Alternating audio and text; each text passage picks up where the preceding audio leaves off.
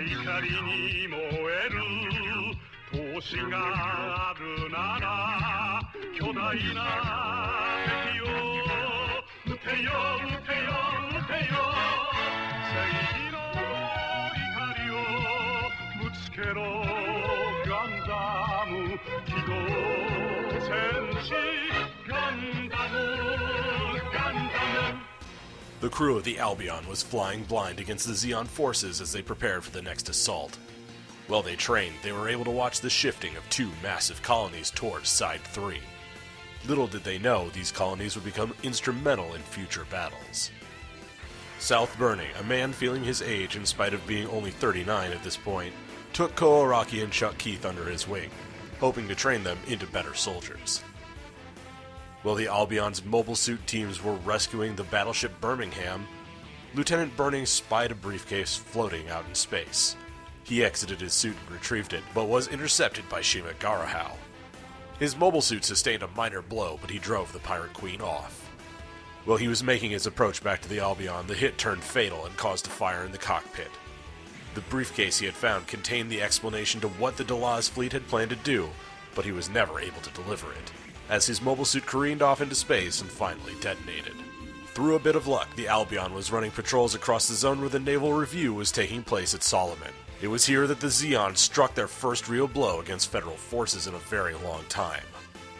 Not content to bleed the Federation dry with hit-and-run strikes, they had brought together forces from as far as the asteroid Axis, containing one Haman Khan. These made up the bulk of the diversionary force that would keep Gato clear to fire his weapon. One of the mobile suits that had been created by the Delaz fleet was a slapdash weapon called the Dra-C. The Dra-C was built out of Gato fighter bombers, mostly useless in the mobile suit warfare era, and the now obsolete Zaku 2 F2 units. The Dra-C was a fast assault unit that carried minimum armor, close-in weaponry, and most notably, black legs.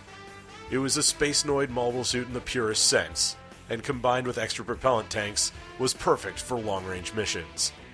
It carried a beam saber attached to its shield and replaced the right arm with a 40mm Vulcan gun, which was still too low caliber to do much appreciable damage against mobile suits. In spite of running foul of a few gun satellites hiding in space around Solomon, the distraction fleet worked like a charm, and the few GMs on patrol in the area were easily dispatched by Gato's escort. Tragically, the only mobile suit that could have made a difference was still en route when the Mark 82 nuclear warhead was launched from the Physalis, who easily dodged past the picket fleet. The Federal fleet was broken, its forces depleted by 2/3, and its commanders atomized. But if Gato was expecting to escape easily, he was to find himself mistaken. While Ko Araki was unable to reach him in time, he was still ready to take the fight back to the Zeon Ace pilot. Araki and Gato locked into another duel, this time with a much more capable Araki behind the sticks of a much more capable mobile suit. It also allowed him to show off the secret of his beam rifle, which was capable of repelling beam sabers in a pinch. In spite of being clearly outgunned by the GP-01, the GP-02 had a pilot behind the sticks with years of experience.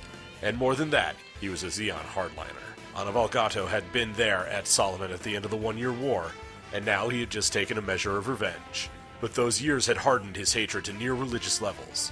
On top of this, the Physalis had its own trick, a variable power beam saber, that could crush through normal strength beam weapons like the one that the GP-01 carried. Still, Ko's unorthodox fighting style and his willingness to wreck his own machine to win won him the day. Both Gundams were destroyed, but there were cogs in the machine that the Delaz had in mind. He had sent Shima Garahao and her forces to the two colonies that Side 3 was set to receive. The Gelgoog Marine units took control and began to alter the colony's trajectories towards each other, relying on their mass to send it straight at Luna, or so the Federal forces predicted.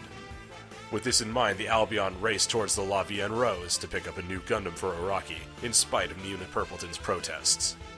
The La Vienne Rose was an orbital manufacturing plant for Anaheim, and was used as a spaceborne testbed for their mobile weapons. The machine had 4 docking arms and resembled a flower, fitting for the theme of the Gundam development project. This is its first appearance in canon, but was shown in Zeta and Double Zeta Gundam when those series aired on television. In its guts lay the GP-03 Dendrobium Stamen and Orcus, a mobile suit and its armed base mobile container. This was the Federation's first real go at a mobile armor, but it wanted to maximize damage capacity.